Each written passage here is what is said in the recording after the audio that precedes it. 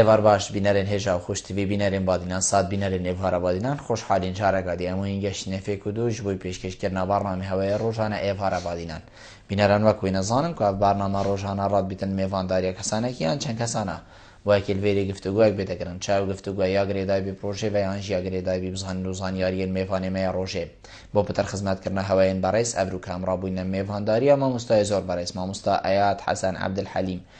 آبوری ناسو سروک جورا بازرگانیل دهوکه آنها یا خود بابت می افروک هدل سر بردوامی و قیرانا بیتن اوین هریما کردستانی و عراق بگشتی تیدا چاوا ام دی خوله خلاص کین چاوا دی ریک هبن کو پیچ پیچ سر ملی وی خلکی سفک ببیتن و ریکن قرتال کرنه هبیتن دی چاوا مروف شیطن یعنی میشین ولات دی چاوا وکتن کو نکبیتت قیرانا دا خو خلاص کت هکر در دورشی چند قیران هبن اف بسیاره و چندی بسیاره دین و کیفا من آماده کرین ام دیگه نما مستای برسین هجا خوشتویجی شیم ریوان جماره بین سرشاش مدیار هین پیوندی ممکن سبارت بابتی هر پرسیاره هوا هبیتن دیگه هیتا ما مستای ما مستاد اسپیکی تو گلب خیراتی سر چا و افروبوی وارا بادینن زو سپاس بو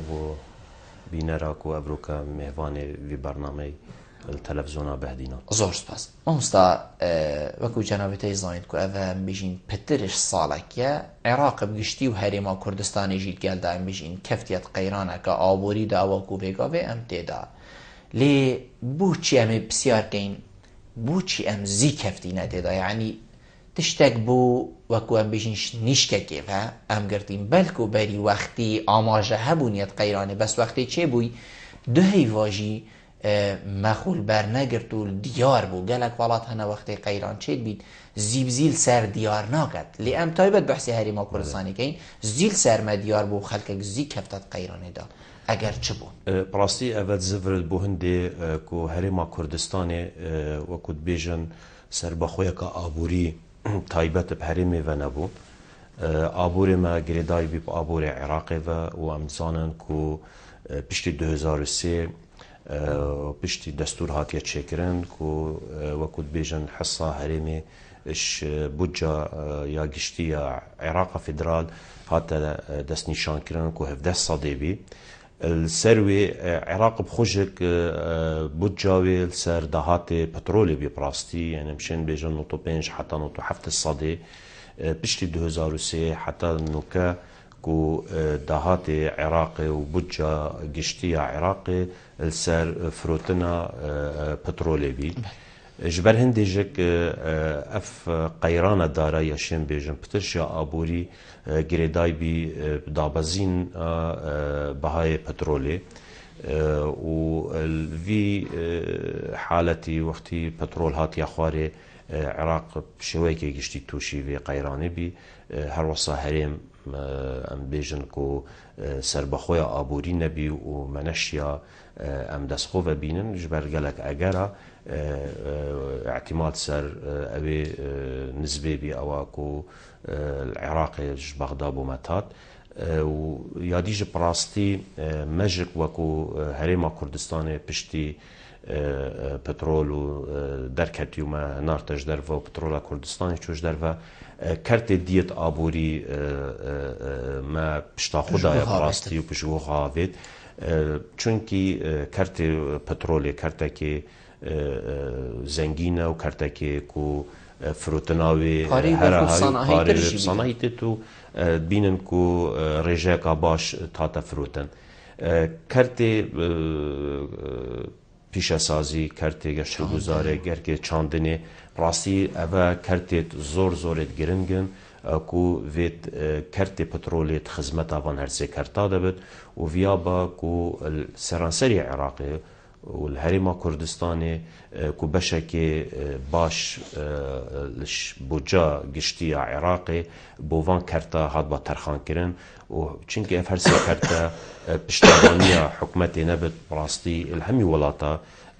بيجوا برنا فان كرتا يا بزحمتا ام بين كردي چاندني كو دهاتي وي كيما و هر وصا كو فيت خداني بصبر وتحمل بد چكي نا بروجا كي وصالا كي كو او تشتي تبچيني احتمالا برهمي وي دست و نئیت هنده تشتیت هین کو 2-3 ساله 7 ساله حتی برهم پیش سازی هر وصایا کو کرتک بتوی حکومت وکو قرضا بدتا خودان کارخانه دابین کرنا سوتمنی کهربی گلک تشتی دیتنش گمرک چاوشید و توازنی را گرد او تشتیش در و بوم بیت و تشتی خومالی دی چاوشید کو سیکا بوم پیدا کرد وکو بازار بو کلوپلیت خومالی کو برهمی می خومالی بازار دی کوش در به هریم کردستان ام بشن دست خوبه بین اوه همی بیتیویا کو حکومت کاره که جدی سروان هات با کرن و اف کاره کر با جبر هنده جک بینن کو پلانا آینده بیت دارشتن بو سیاست که آبوری الحریم کردستان بیتیویا پیتانک باش وان هر سه کرتا بیتا کرن والگل کرت پترولی و هر وصا ام کرت تایبت که وکو حکومت برچاف ور بگیرد رولی برچاف ور گیرد و پشتوان بد بو کرت تایبت بو اگر اکسرکی آواجک دشید کرت تایبت هکا یا ساورین مایت حکومت پشتوان بن بو کاریوی بو پیشوربرنا کاریوی دشید گلک خلکش حکومت وکت وکو فرمانبه کو جهت کرت تایبت بین دامزراندن و کرت تایبت کو کفالتا اوان فرمان برا بکت و بشت موچتوان دابین بکت ده باری حکومت سویک بد چکم بینن کو رجای که زور بجا هرما کردستانی او 17 سالش بغداد دید بری حتی نوکجک نزیکی 7 ساله بو موچت فرمان برانا جبرن دیجک اوجک اگر که کو حکومت هرمی توشه و قیرانی بی براستی پشتی دابزینا نرخ و بهای پترولی هر وصا رجا زور یا فرمان برا کو وکود بیشنش حجم خلق کردستان پتره هکا ام مقارنه بنقل دولتا نسبه و تناسبه ده ام بینن رجا زور یا فرمان برا ما هی افردو اگر دیتنامه کو هر دو اگر سرکینه کو ام توشی قیرانه دارایی زور جان امسا جنابیت بحثی خال انگلک انگلن کر ام ده هاول ده انشاءالله درجی یا برنامه دهم و خاله هر ایکی کسر راوسین لی ازی الوی دست بکن بلکو طاما سیاست ایجی بچکل وی بسیاری بیتن وضع سیاسی هریم کردستان گل عراقی بیچ برف نخوشی و چو ام بیشین بری کو 2 ساله چند جاوری کری بو کو حکومت عراقی چنگو جنابی ده جی آماجه بگیرو فعلا جی هر او بو یعنی کو بجه هریم کردستانی ها طبرین ام کفتی نکیشی و او کو ویگاوی چه بوی ام بیشین اف قیرانا ویگاوی دارایی آبوری چه بوی هر او بو این چند جاوری کری بو کو حکومت عراقی وی بجه بریتن موجه فرینکتن ام کوینه کشی او تماندم دا یا جاوری کری بوش دف مهمی اکید از گلدامه بس ویبا ما چه گربا چه بدیلک هبایا که حتی ام حصاب لست هکرم کوینه دیداجی وقت هبید یعنی وی قرصات یا ویگاوی نبیتن یعنی بدیلی وی چه بویا براستي هكا بصحكنا كو أورو دورو بريما وبصحكنا هريما كردستان وعراقي وهر وصا ولاتت أقليمي وأيام شين بيجن وكو جيهاني جك قالك أحداث عن رويدان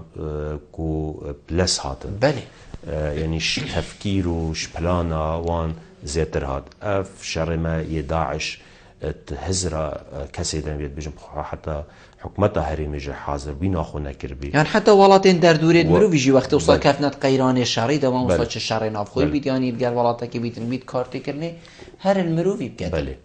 أبا أجرك بو هر وصا ما بحث بترولي كركو سياسة كان ناجح براستي الهريمة كردستاني وقتي بترول بريارك وفروتنا بترول الهريمة كردستاني وداري خستنا بترول الهريمة كردستاني بوي وقتي بريارك قلا باش بي بو كردستاني وهر وصا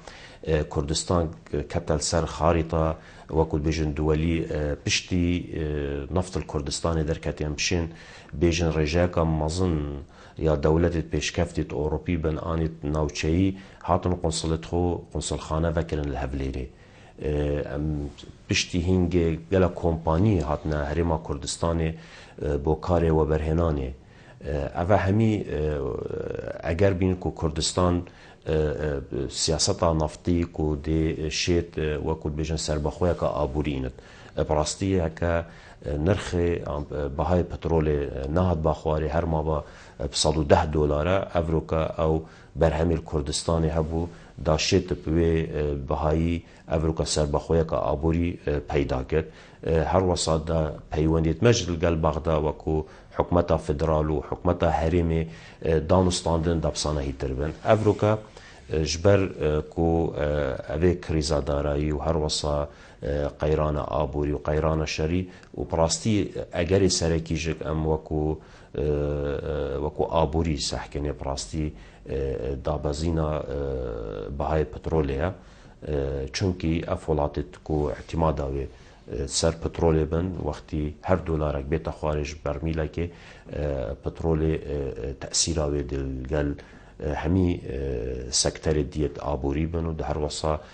ناف کومالگه و تأثیراوی ده زور بد جبر هندیجک کو توقع کو بهای پترولی کش صدو ده بیت بن چلی ده او جاید بیجم هزرا کسی ده نبی و آنت او پلانا هاتیا دارشتن جک چه یا حکومت حریمی آن یا بغدا و میزانیت خود کل سر بهای پترول وان بهای تخمین نکربین براستی جبر هندی جک ام افروکا وید ام وقت بیجن تقشف سیاست تقشف بکار بینن ام هنده ریدی ببینن کو بشین وقت بیجن بزاوا بازرگانی و یا پیش سازی و هر وصا کرت آبوری پیش و ببن هر وصا حکمت تشيت هندا رينما هندا ياسا كو بشتوان بد بوان كارتا هر وصا ام وي باورينا كو جارة سريع هر يا باش بوفي مرحلة بوفي قناغي او جارك دي ام القل حكمتها عراق فدرال القل بغداد دانستاندن ومفاوضات ما وشاندت ما کو سرا بغداد بدن چونکی ام افروکا شریکن الگلوان پراستی و حقی که سرشتیه مهی مافکی سرشتیه کو جارک دی ام الگل بغداد واندانستان و ریکوون و نخاسم سیاستا نفتی و فروتنا نفتی کو کشا سرکی پراستی اول نبیناما و بغداد هنده کشیدیت هن بس وکو آبوری ام بحث بکن جبلی کشید مایدی سیاسی کشا هر یا مازن اوه کو سیاستا نفتی و اف لجنتین چکرن و دانستاندن نفبینا بغدا و هفلیری کو بو هندی بد ام گهنا وکود بیجن نتیجه که باش کو بشین ام بودجا هریما کردستان بزفرین نوا و او بودجا هاتیا برین بو ماوی 2 ساله کو جارك دي بيت الزفراندن او مستحقات حكمتها هريمي البغداد هنگ بزفر نبا افجك الريقاكا بينم كو باشترين ريكا بو ام شفي قيرانا داري خلاص مامۆستا ئەزلگەل جەنابێتەم یعنی ئەم بێشین بەرمیل $110 بێتە چلایان ئەم بێشین بن چلا دەحقە دێ کارتێکردنەوەی مەزن دیارکرد بس نبونا پلانێکی ئەم بژین هەمان دەمدا پلانێکا گونجای تو نابینی حکومەتە عێراقیت گەل حکومەتە هەرێمی یعنی پلانێکا هۆسایە ئابووری نەبووە کو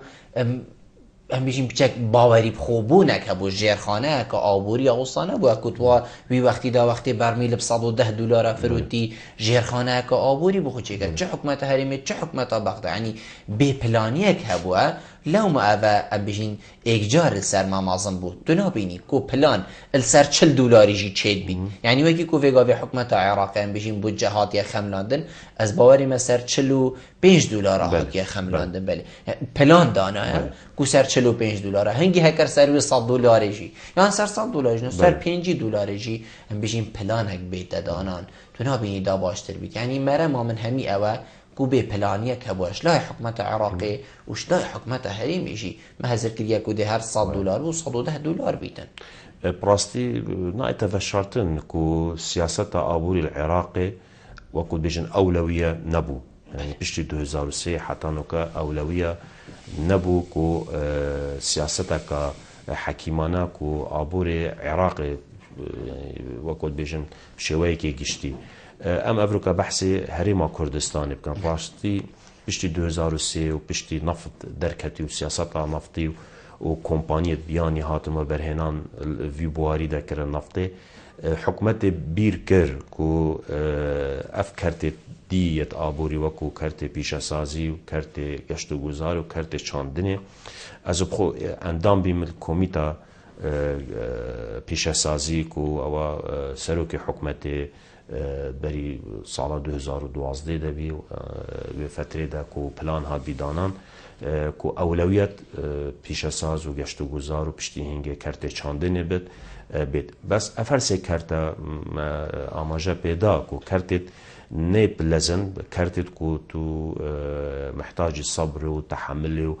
كيشت وانزورن نخاصمات عرض زراعي وفلاحة وملاكة وحتى حكومة إطفاء بكتو يعني احتمال الصالك دو صالة بيتشن حتى دفركة بيشاسازي يا 400-500 دونمي حكومات بشت وكو بجنة إطفاء وش خلقي جندي وملاكة وحتى عيزوان بدته وتشيكت كو بو بتا جهكي تايبات بو بيشا سازي بلان هبو بلي بلانكا وكود بيجن يا دريش خانه بو يعني بلانك نبو صالة كو 2 صال و 3 صالة بلانكا دريش بي كو مرحلة قوناخ بشين وان هرسي كارتا بيش وبن چيكي هرسي كارجه يعني سر حكمتي بين پشتوانيا حكمتي كو بانق پیشەسازی بانق زراعی بینە چێکردن قەرضا بدنە خەلکی نەخاسمە ئەبێت پرۆژێت ناوەندی و پرۆژێت بچیک كو فكرت هين باش خلككي بس بارانين تمويلا بيت حكومت بيت مؤسسات مالي بنك كارت تايبت نتوي آسيدنا بشن كو وان قرضا بدن جبر هندي حكومت بير الهندي كر براستي كو اوان كارتا سر شركت بلي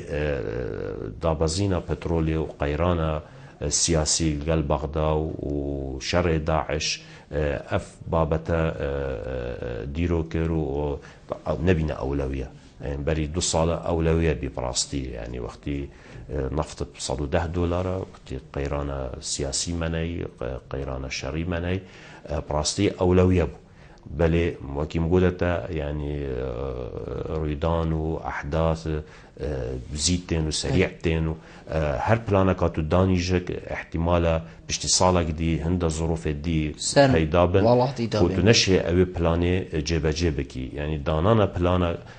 براستي بصانا هي بجيبا جي كرنا بلاني بو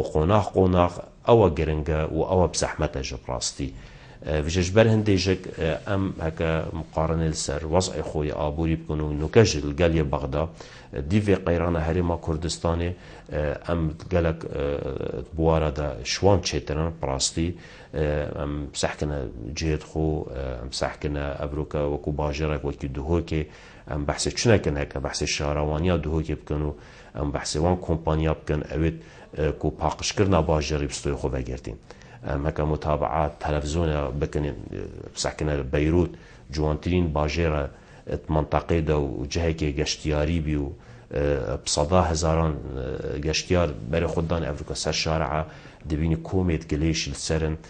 نشن باقش كن هر وصا سحكا بغداد كو بايتخت العراق بو قليشي وبيساتي كومن ان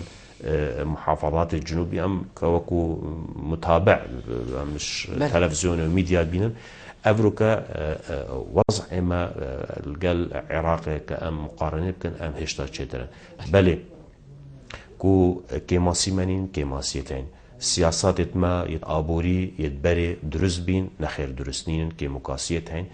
قال شولي هات يكرن بس قال شورجك بي تي في بي هات باكرن ناتي نكرن براستيجك وكود بيجن وقت هشتا درستا و ام بيتيفيا نوكا حاضر بينا خو بكن وكو حكومات القال كرتي تايبت بيغفا هماهنگيك هبت هاريكاريك بيغفا وكو بو آينده چه پلان بينا دارشتا زورجا ممستاتو مسألة كردية هيد بيجدن پشیمان نیوارجی هری باشه یعنی اگر مروف نیوارجی پشیمان ببیتن او خلط یا مروفی کری هری باشه هنی ویگافی حکومت هریما کردستان همی ام بیشین پشتوانی خود اثر کرده نفتی هگر بیتو اف باره بیت سبک کرن نمونه خلق هفتش صاده افروکی موچه ورگیت او بجات هات هفتش صاده بو موچه چو بلکو هریما کردستانی چند دانا سر حتی تی حالت هات لی هکر ام بیشین اوی نفتی بیت صرف کرن کرتی گشتو گذاری کرتی چاندنی کرتی پیشه سازی و حتی دیمای تو نبینی هر دی باشتر بیت یان جیم بیشین تو وکی چرایی که گشت جید بینی که اف صالب سری مهاتین بومه ببینه وکی درسه که لی بین همیشین ام دی گنده خواه وکین ام دی وادشته همیا که اینه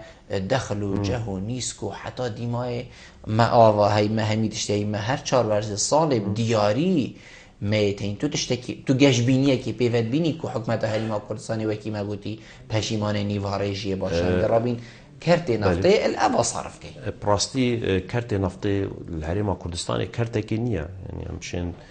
بیشن کوهش نیه بس درست نهاتب کار اینام که بیت خدمت بله و ببینی جک اف کرتا کو وکو خلق وکو ملت بو دابین کرنا کاری بو خلکی احتمالا گلکا کیم بچی کرتک همی کس یعنی حتی زانکویت ما احتمالا کلیجت نفته تدنا بنشنی ویدمایی که هکا هنده معهدو کلیت اهلیها دستی بیانی افرو کبلکو زور بینی کمپانی بیانینا و هر وصا کارمند وان کمپانیا شولکن شهرزا و بسپور و کد بیشن مهندس همی بیانینا بله اف کرتا که زور گرنگا بو کرت دی يعني بشت أفكرتا مدبين ولاتت بترولي سركي ولاتت خليجي أن تسحكا السعودية سحكا كويتي دسبيكي أوانجك بيشكفتنا وان كرتي بترولي بي بل بو ماويكي كو دهاتك زور بوان هات بترولي رابين كرتي دي السر شول وبرهنان إنانا ولاتت خو بريكا كرتي بترولي هر وصاد بینی که اوان پیشه سازی چکر اوان چاندن چکر پاره و اف تکنولوژیانی اینان ولاتت خو بله هر وی پاره وی دهات پترولی بی براستی ام کردستان ما فکرت پترولی کرتک یونیه ساوای ام براستی وان احداثت ودمایی که هاتین و دورو بريمة وإرهابات عراق وعلاقات ملقى بغداد يعني ونكر كو دهاتك باش بيت بو هريما كردستان جوي كرتي كو بشت كرتي دي بريفا بيت براستي جبر هندي جك ام جاجبين كل آينده دا مادام كردستان يا زنگينة بترول وغازي اف دفرا كو آينده كي باش دي هبت وحتى نوكاجك يعني ما نمونه هين كو ابا نزيكي صالو نيفا شر ملقال تيروري قال داعش السنوري حريما كردستاني نزيكي 1100 كيلومتر 1050 كيلومتر كومباني بياني هشتا كردستاني كارت كان كارت بترولي بردوام سركاري خو كارت دي يتوا برهناني کاری وان کیم بیا بله کو اش کردستان نه درکتینا ابد زفرت بو هندی کو اوج گشبینن کو کمپانیت بیانی کو هریما کردستان کو پاشا روجاوی دی جهه کی و برهنان بد و برهنان پترول یا غازی هر وسا کرت دیجک هکا اف کرت نفتی کتت خدمتا کرت دیدا کرت دیج دی پیشکوون دی مدورت پیشه سازی هبن دی ما جهد گشت و گذاری دی هبن دی ما فروخانه دی هبن دو که دی ریکت ما دی باشتر بن دی هاتون چون امان نوینا پارزگه هریما کردستانی دی باشتر بن جهد گشت و گذاری احتمال اکو افروکا ریک نچنی آنجک امکانیات وکو دارایی بردست نبن کو بشن اوان جها حاضر کن بو گشتیاره اوج دی ما هبن جبر هنديجك يعني ام جاشبينن و ام جوان قيرانا ام خلاص من هرما كردستاني ام دورو بريما ام تبينن حمي آگرن افروكا وكو بيجن جهان حمي دولة الجهان حمي افروكا مجيلن و بري خداينا اوه دوري چل عراق بد چل هرما كردستاني سوريا بد تركي ايران ام دبين دولة مظن كو هاتينا في منطقة ام جوان مسائل همه خلاص بن هرما كردستان دي جهه هندي بت يكاري براستي چه همي مقاومات کو اف ولاته پیش بکوید یه دسته مده چید بن عردی چه سر عردی چه جهه ما وقود بیجن موقع ما استراتیجی کو کفنا سر حدود ترکیه مدگیره دلگل ولاتت اوروبی هر وصا علاقه ما و یا آبوری دلگل دورو برید ما زورا باشه یعنی قال ترکیه ما پیوندیت باشه تاین آبوری قال ایران ما پیوندیت باشه تاین قال پارزگاه دیت عراق پراسی قال جورت بازرگانی یت بغداد و خار عراق ما وکو جورا بازرگانی پیوندی میتین اوت هنی دبو هندی بن کو خدمتا دورا ما بتکرن خدمتا هرما کردستان به بتکرن مصادفه پیوندی ورگین بگرینم کاک عبدالله فارباش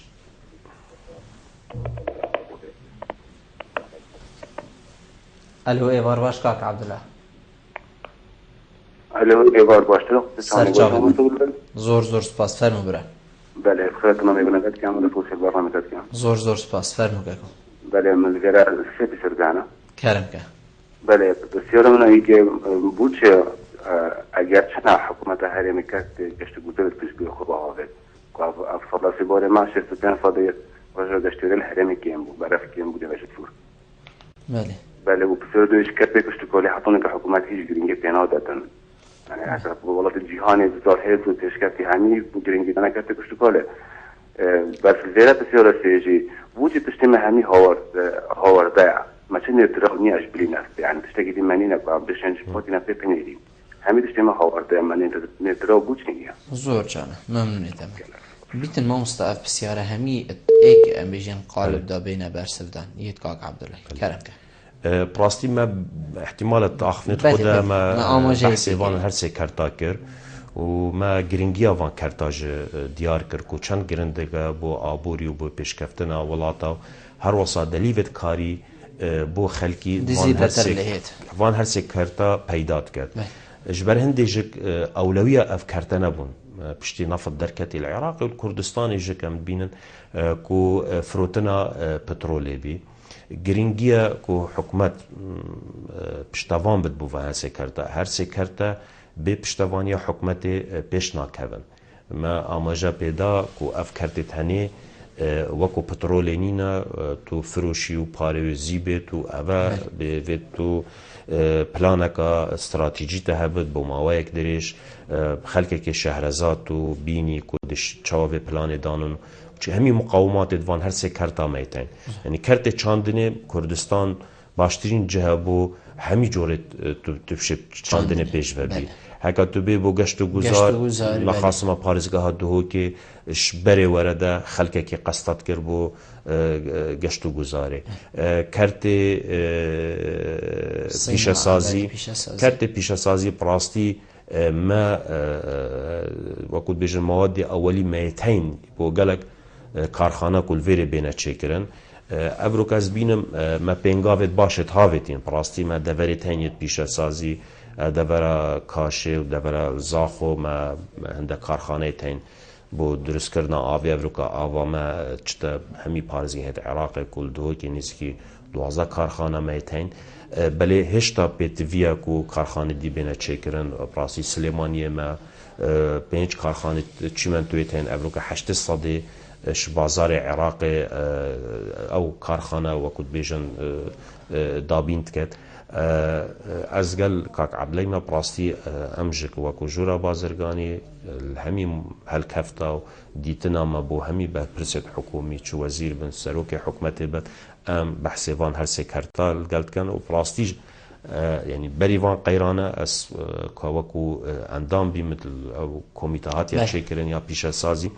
کو سروک حکومت ولگل وزیر پیوندیدار هر وصا پارزگر دو که کو دا افکرتا پیش بچن و ما اشارت پیدا کو جهد دورت پیش سازی حالت بس خوبت بینی یعنی بصالانه براستی چکی عدری خلقیه و تو اطفاء بکیو تو تعویض خلقی بده حتی توان دورات چکی جبر هندی جک کو اف قیرانا و دمایی کل هرما کردستانی چه بی سالونی و ما دست نشان کرده برای که پراسی سیمیل کو بتبو پیشا سازی خوراکی و حاضر و همی وقت بیجن تعویضات خلقی و اوجت هادن بلش بر قیرانا داره و قیرانا شر ملقال داعش براستي ديرو بي اف بروجا والآينده ده دي بروجا ايتا تشيكرنو سر عاصل جهاني و ستاندر جهاني اف دورت پیش سازی دینا چک. زوج. دیگه که دیسی ورگیم آموزتا. که دیسی وار باش. بله وار باش که بل. سرچاود نزوج پاس فرم. خوش برام.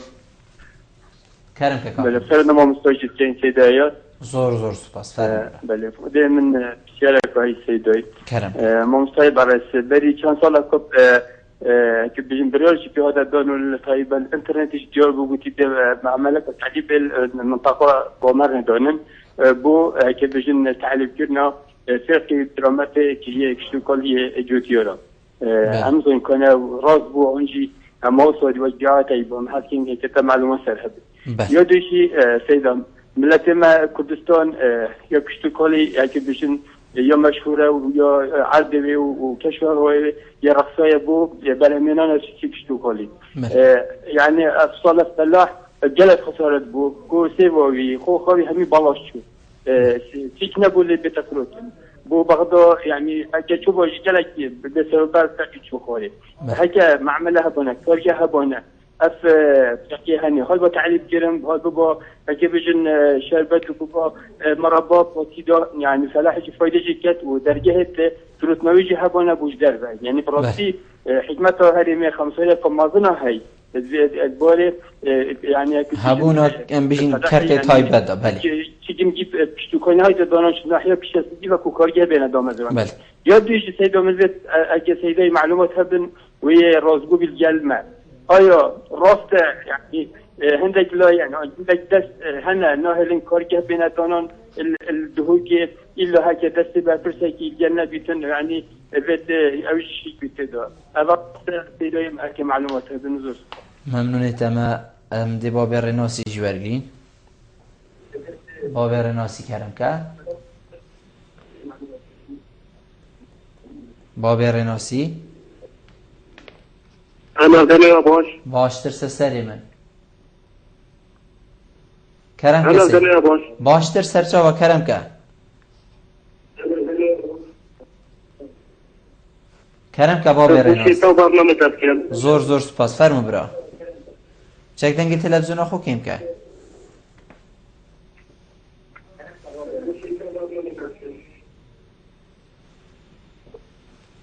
ام دمین نیدی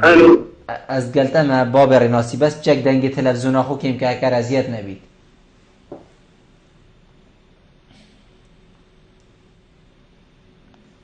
چپ که این باب رناسی زور سپاس ممنونم زور سپاس کرم که سيدا من بعد برنامج تشكيل كاميرات برنامج جي خدايا سرسری من خود هذا برنامج بردوام بنو اسواق وفرماندهك هذا سيدا ما متناول جزئيا بله و مجاوك وبقوبين جوار كلام وشي دبيجن هذا اسبوع كي مثلا وزارتك جوار كيريتا بله مثلا وزارة بشمكي اول وزارته حتى بيجا وزارته ما تقريبا لها تربيه واجبي متابعة بوريتن هذا راست مثلا متدن بس حتى موجودين هم تلاقين هاي بكون هاي بتشتكي سلبي هاي دلت بورن بله زور سپاس بوده باب رناسی ما مستا یدکاک ادریسی بگشتی بحثی رول کرت تایبت بو حکمت هریما کردستانی نشیا کرت تایبت اکتیو بکتن او ایک بیشتن نشیا و تمام دم دا بحثی بچن که بیشتن نزاد جنابتا معلومات سرهنه یا نه بریار بکو معمل که تعلیم معمل تعلیم بیتا بکرن بو اکی فیقی هر تشتکی هبیتن بهروانه چی تو نیت رزین الدست جوتیاری ورگرن و ببیت شربت یان هر تشتکی وصان تا معلومات سر هبن هکر اشاره بده هکر جینه امی چینه یادی که حکمت حریم کردستانی بو چی ریکی نادتا کرتی تایبت کو خوب ببینیدن یه اکتیو بیتن ایلا هکر دستی هندک بر پرسال پش نبیتن معمل ناهیده بکرن براستی ما اشارت پیدا کو کرت چاندنه بو چی زوره گرنگه جبر هندی کو اف کرتا دی خدمتا کرت پیش سازی که هکا جوتیار ام وکو بیجن دی بطاله کیم دی موچه خود کیم تری افروکا ما 120 جوره تری پارزگاه دو که تاین ما سیوت ناو دنگید برواری بالا سیو وقتی که حتی سیکت بصره و بغدا و کویت چون براستی اف بر همه یه چانده نهات یه چکرن که بس بخار نبود بلکه بوده پیش اساس سید حتی یعنی ساکت نوفا باجی ردو که دو بر مالا کراچی دی داره که برتقالی بین دی بجی ماشاءالله و دیش که طایت و هندیت بی و حقا یعنی نه بس تنیم بجی هندت مثلا سیف نه راسته جبرن دیجک ما گود کرت پیش اسازی زور گرنگه چونکی هکا ما پیش اساز که باش هبه دی چاندن که باش مهبه دی جوتیار وقتی سخت کرده معمل تعلیبیت هین و دی سعب برهمی وی که دی معمل جه کرد چه سیف بن چه تری بن چه باجان سور بن هر یعنی تشتاکی بچینه بزانده که جهتک جه ورگه هرواناچی زحمتاوی باباش ناچی ناکوین اوی دینه دبیتا مایه هنده که پتر خوب واستینت انتاج خوب باشتر کرد چونکی جهه که هی زانده جه کرد او معمله بحث کری بامره براستی من چو بزانی لسر نینن ام هولدن یعنی ما اف صحبتا کریا که وید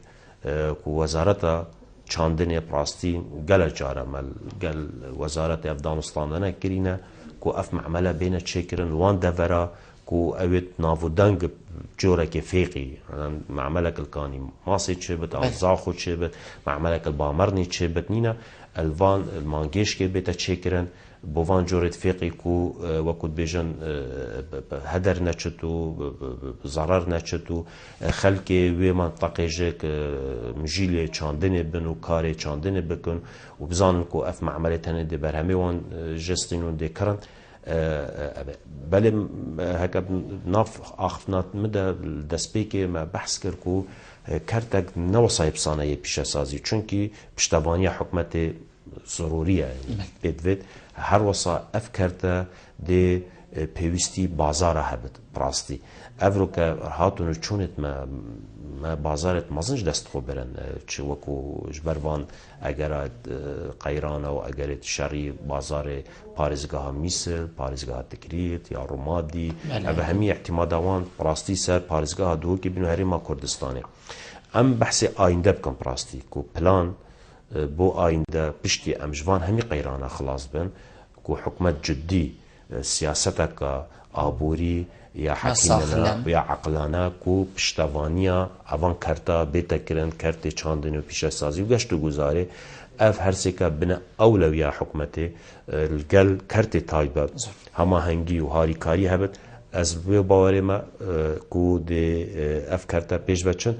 بو نمونه جد بیجم یعنی بحث معامله کرن کو برپس شریک بن آن چنابن دسته برپسته که پشت بیتاچی او تشت از خود بینم تشتکی نینه چراستی بو وگوت نینه چکی زور اف کارخانه تین اندام الدف ما و گلک شوانا یعنی وکو حوالن و کمپانیتوان دف مدام مزراندینا و کاکی شریکی ویجد همی اوراق توی اویدی توی فایلاوی الدف مهیا و قالك كيف جناب راستي في معاملة هنيك وحتى يعني مبلغ وصا مظنين كو الا ايك شريك بت ان ريكي نادت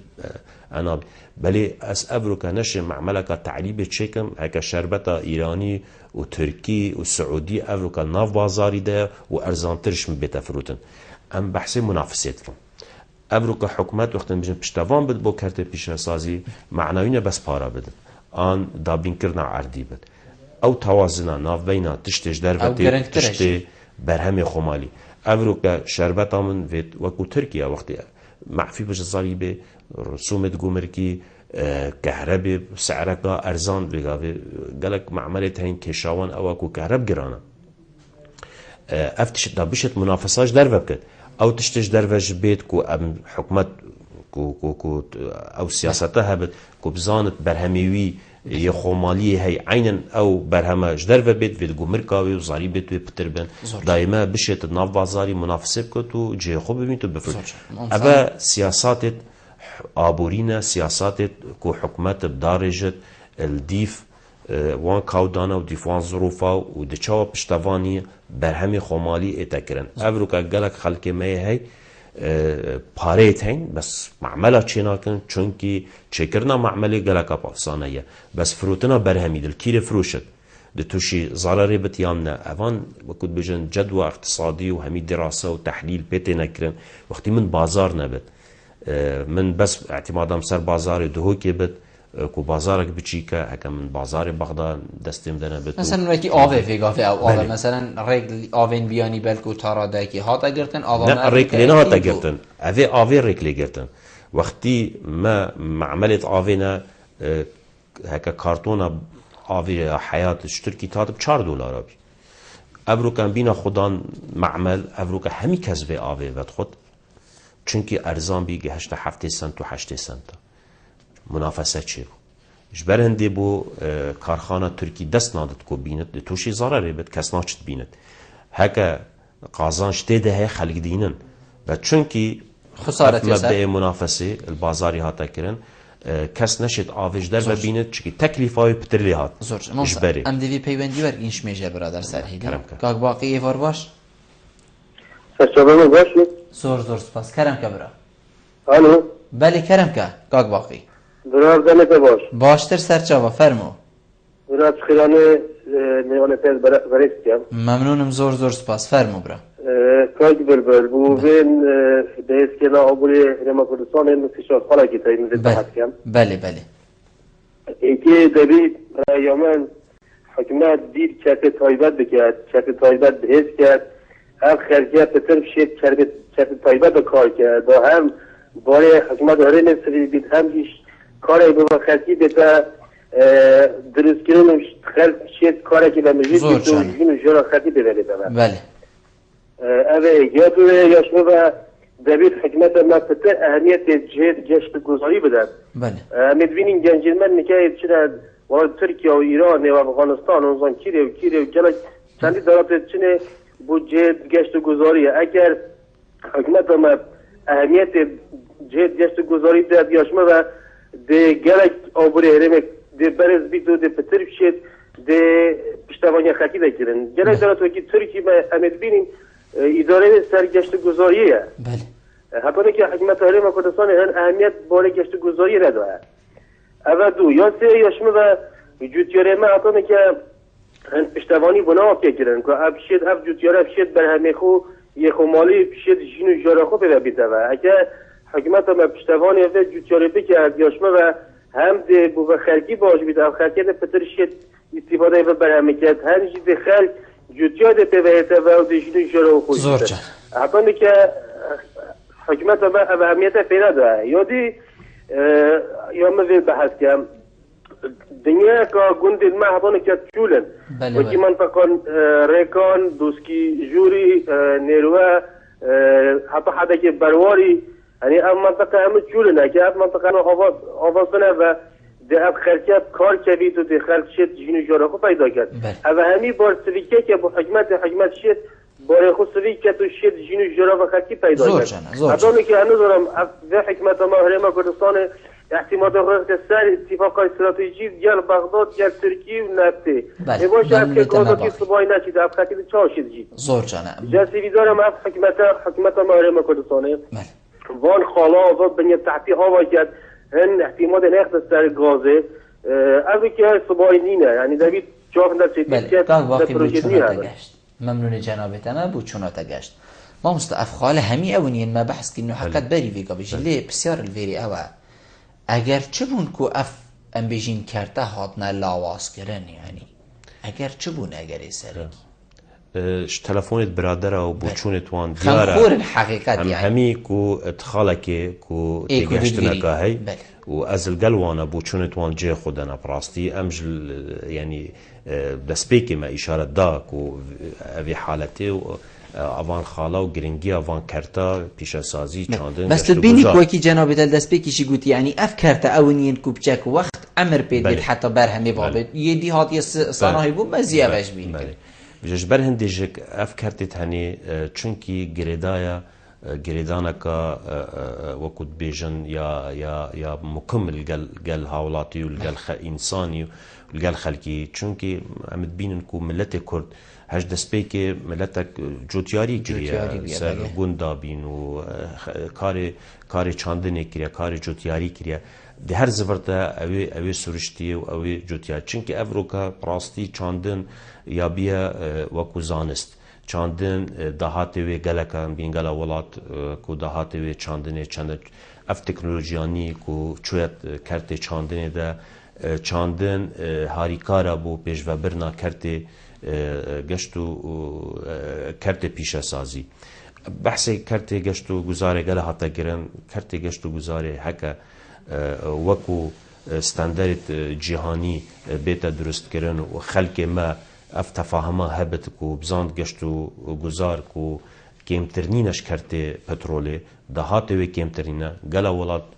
برادرە ئاماژە پێکردن و داهاتێ وانی سەریکیش گەشت و گوزاریە پڕاستی دەلیوێت کاری بۆ خەلکێ مەژە پەیدا کرد و داهاتێکی مەزن دێ پەیدا کرد و وڵاتێ مە وەکو سروشتێ وێ وەکو طبیعەتێ وێ یە گەشت و گوزاریە مە چوو زەحمەت بێنێت ئەم وەکو وڵاتێت دینینن و وەکو بێژن پیشە گەشت و گوزارەکە ستناعی چێکن نەیە سروشتی مە وەکو منطقە وەکو چێکردنا منطقێ هەر خودی طبیعەتێکی جوانی دایەوێ منطقێ گەشت و گوزاریە دمینتە لوێرێ و چەند خزمەت بۆ بێکی چەند پارە سەرف بێکی چەند خەلکێ مە ئەوی گەشتی پیرۆزی بزانت و ژیارە خەلکێکی و ژیانە خەلکێکی دەگیرێدای بتە وی گەشتی بە و ئەم بشێن وەکو منافەسە وڵاتت دەوروبەر بکەن پڕاستیک و بۆ قۆناغا ئێکێک و ئەم بشێن گەشتیارە ji derve bînin ez li gel hindê me xelkê me biçine ji derve û biçine wilata û wextekê xwe ji borîn belê nebite ku tiştekê serekî ku xelkê me ji vêrê biçine wilata belkî em nexasima kompaniyê geşt û guzariya evrokê li parêzgeha dokan li herêma Kurdistanê heyn hewl bidin xelkekê biyanî dewroberê me ewan bîne herêma Kurdistanê û geşt û guzara daxilî ji bête çêkirin Evroka xelkê Silêmaniyê bête verê Hevlêrê bête verê duhokê pişta Hevlêran Silêmaniyê avan navbeyna her sê parêzgehê duhokê rastî dê xizmeta kertê geşt û guzar kir xizmeta kertê otêl û motêl û restorana ête kirin heta bo qonaxê dî em bişên geştiyarê biyanî jî bîne herêma Kurdistanê ji ber hindê jî ku vê qonaxê de ez bawer nakim ku hikûmet یا مجیلی گل شولت دیت هین پراستی کو شولت مصیرینه و کو شر مگل داعش و کو قیران دارایی و کو سیاست نفطی علاقه مگل بغداد دورو برا بله کو عملوی باورینه و گشبینن کو چو ریک دینین افریقا هی برانبری حکومت هرمه و هر وصا کرت تایبت کو بیگ و اشتوان بن و پیتا پیدانه که زورا گرنگ بدنوان هر سه کرتا و دا بشین اف کرتت هنه کو هاریکار بن بو آبور کردستانی کو صبحی پشتی 10 سال دی احتمالا نفط پتر بیت اخواره یعنی کس نزان بله اف کرت دی دشین وەکو بێژن خواردنا خۆراکە خەلکی کوردستانی پیدا کن ئەو زۆرا گرنگە وەکو بێژن الغذاء القومي ئەمن القومي الغذاء يعني ئەوە گەلێکا گرنگە ئەڤروکە کوردستانی ئەم بشن خواردنا خۆ پیدا بکەن یا ڕۆژانە کو ئەم احتیمادەمە سەداهەت سەرج دەرڤەنە بێت گەلە برادەرە و ئیشارە دان فعلا ئەمش بەس چت بێژن کو وێتمە کەرتێ چاندنی و کەرتێ پیشەسازی هەبێت دا ئەم بشێن استیرادی کم بکن دا ام بشین اف کلوپلی اوش دورو برید ما و ولات بیانی دین هرما کردستانی رجاوی کم بکن چکی آبور هر ولاته که پیشنا کوت استیراده بلکو پیشت کوت پیش سازی آوی هی چاندن آوی هی گشت و گذار آوی هی ما مستا ولی تشتکی دیجی ها بلکو ام بجین همی خلطی یا حکمتی جی نبید حقیقت هکمروف ام بجین رش بین دوست بیجی سپی بین یعنی خلکی مجی تو نابینی اما بگشتی بی فێری تەمبەڵیە بووینە و حتا سەری هەیڤێ موچە یعنی من وێ ڕۆژێ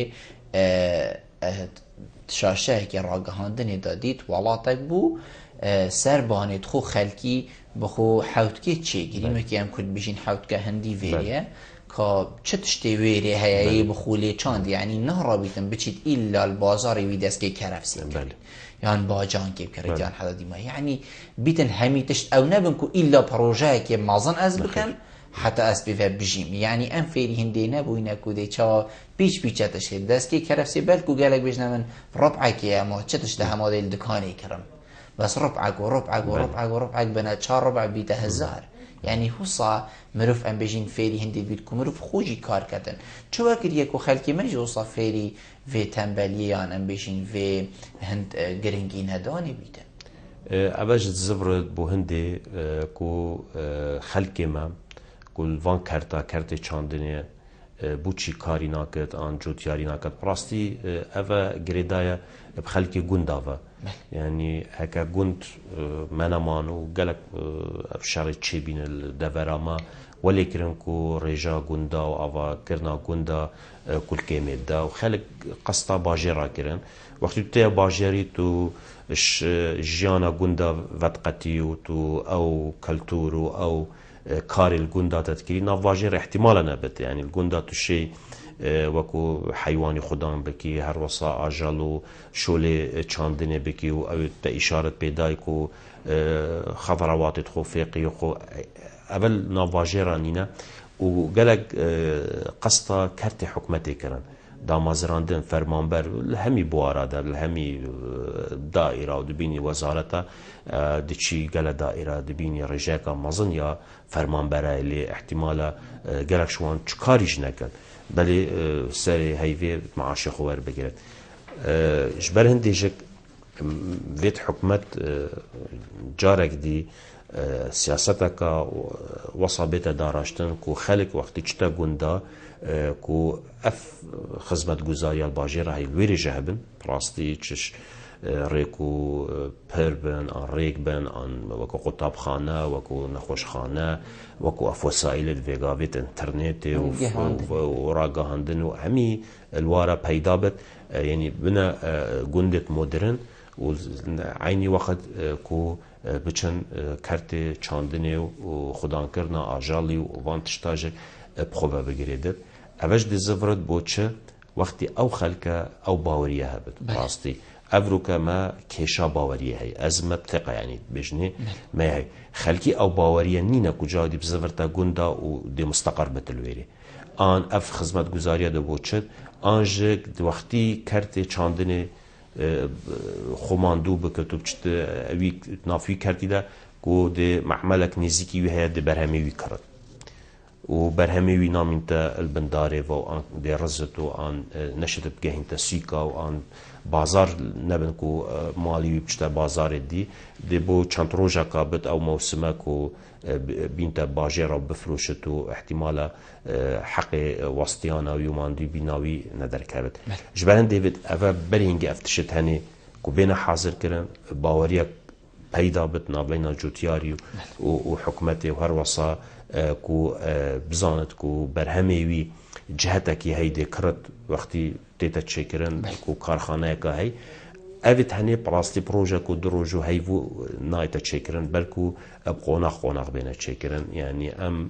وكو بيجن هكا ما رجال 10 صاد بوما 2 3 سالا مبدس خو فاينان بشتين قبل 2 سال دي رجاك دي وهو حتى ام جهنا وكو بيجن اكتفاء ذاتي وام بشن خوراک هریما کردستانی ام ناف هریما کردستانی پیدا بکن او دبتا سرکفتن و او دبتا آبوره که بهز و آبوره که کو بمنت بکسی نبتو دی اعتماد سر خویتا کرن و پراستی دورو برید مجرکت وی حالتا نشن چه تأثیرات الممکن ام نابنا بازار بو کلو پریتوان بلی حتی نوکا دورو برید مجرکل گل هندیا کو ام بازار بن ام نخودان آبوره که پیزبن ام بازارک بن بو کلو پلیوانا بیتویری اوید هنه گریداینا بسیاستا حکمت سیاستا دارشتنا اوان یاسا و رینمایت کش پرلمانی درد کبن فاصلی افروکا پرلمان کردستان امد بینن که بو مای 2 سالانه بحث وان کرتا نایتا کرن هر بحث کرت پترولیا و بحث وزارت سامان سورشتینا و کسی چجارا وزیر گشت و گذاره آن وزیر چاندنه آن وزیر بازرگانی پیشسازی هر بانگیش نکرینه بو پارلمانی هر امد بینن کو سر کرت پترول راوستاینا و همی حولت حکومت و پارلمانی و چه حزب دست حالات و چه حزب ابروکش دروی دست حالاتی بحث اوی کرتی پترولیت کن و بینم کو حجمه که زیده پتر داینه و اجبر هندیجه کرت دیت احمال کرین هک اف کرت دیجه بحث لحاظ با کرن وکی کرت پترولی بلکه حکومت کو جهتا که کو نینرت ملت آوریک لیدا با کو شیابان کو پشتوانیا که باش وان هر سه کرتاش کربا مامۆستایات زۆر سوپاس بجەنابێتە کە تو میێوان بووی گەلمە ڕونشتن گەلتە جێ سەرفەرازیە زۆر سوپاس بۆ ئەوەژ و بۆ هەمی کارمەندێت تەلەڤیزۆنا بەدینەوە زۆر سوپاس بەلێ بینەرن هێژاو خۆشتی بێ چەندێم گەشتە دیمۆهیکە خەلک ئابرووکە یا بەرنامە هەوەیە ڕۆژانە ئێوارەبادنان هیویت کە مەمشەوێ پیچە خزمەتە هەوەیان بارێز بکەین تا هەموو هین و خەلەکە کادیەوی بەرنامەی ژێر چاودێریە خۆدای مازنداوم بخاترەوە